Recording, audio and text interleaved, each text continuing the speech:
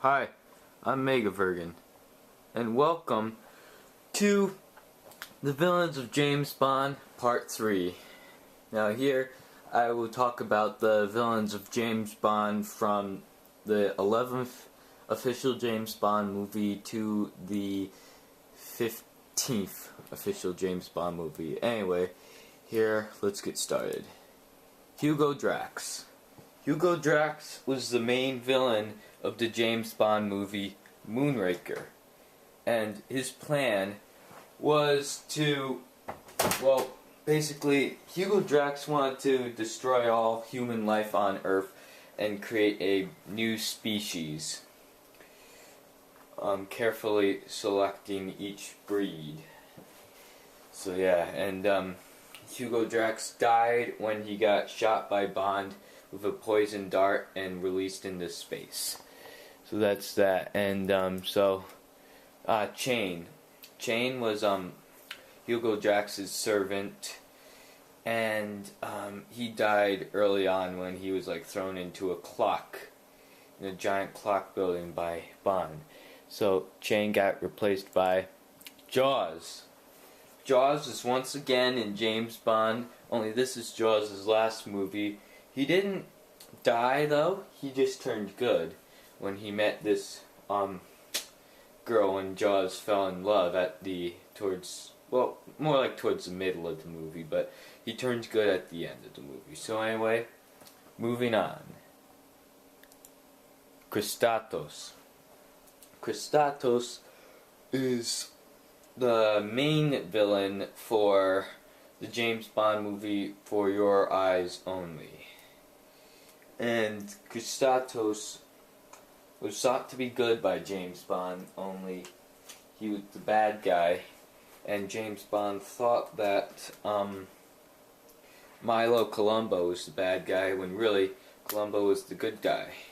And it turns out that at the end of the movie, Milo Colombo stabbed Kristatos in the back with a throwing knife. Kristatos was dead. Alright, so here I have three different pictures of bad guys. At the top is Blofeld, once again in a wheelchair. This is Blofeld's last movie because Blofeld wanted to kill Bond using a helicopter. However, his plans, of course, failed when James Bond disabled the helicopter, grabbed Blofeld onto the helicopter and dropped him into a chimney. Blofeld was presumably killed. The guy to my left is Eric Krigler. Eric Krigler is he's a henchman to Aris Kristatos. And he's also a athlete too, who Kristatos' niece, Bibi, has a crush on Eric. And the guy to my right is Hector Gonzalez. Hector Gonzalez is the henchman of Kristatos, who was responsible for the death of Melina Havelock's parents. Moving on. Emil Locke. Emil Locke is Kristatos' right-hand man. He is also a main character, though the only line he says is when he screams, "Ah!" when he falls down to his death and dies.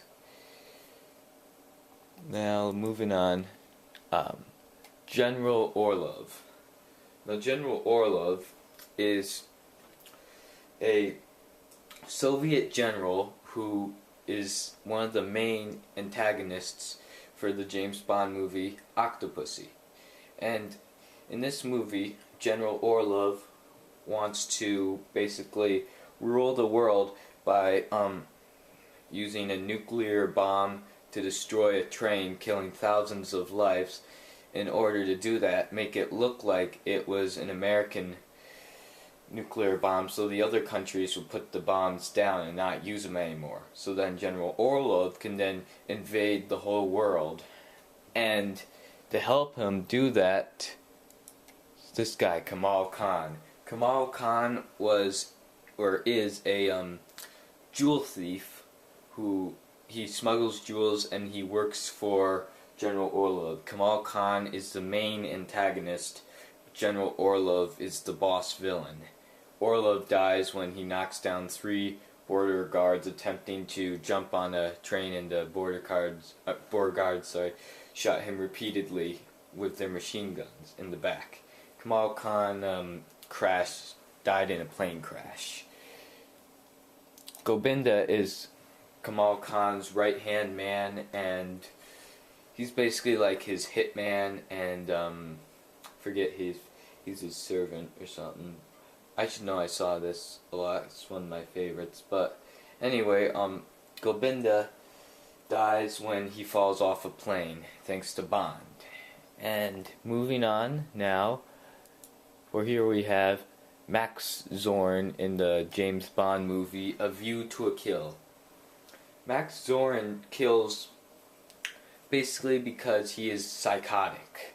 Like, he's really smart, but it was like due to an experiment on his mother when she was still pregnant with him that made him really smart but really psychotic and evil, basically. And what Max Zorn wants to do is cause a massive earthquake in Silicon Valley, and his front, this is the not as important thing, is with the horses, by putting microchips in the horses' heads to make them go faster. That wasn't the main bad thing he was doing. The main bad thing was the earthquake in Silicon Valley. Max Zorn basically kills his own henchmen when he doesn't need to. And, oops. So, anyway. Oops, sorry about that. Whoops. Anyway, Max, I'm having a little bit technical difficulties, so just bear with me. Okay, yes.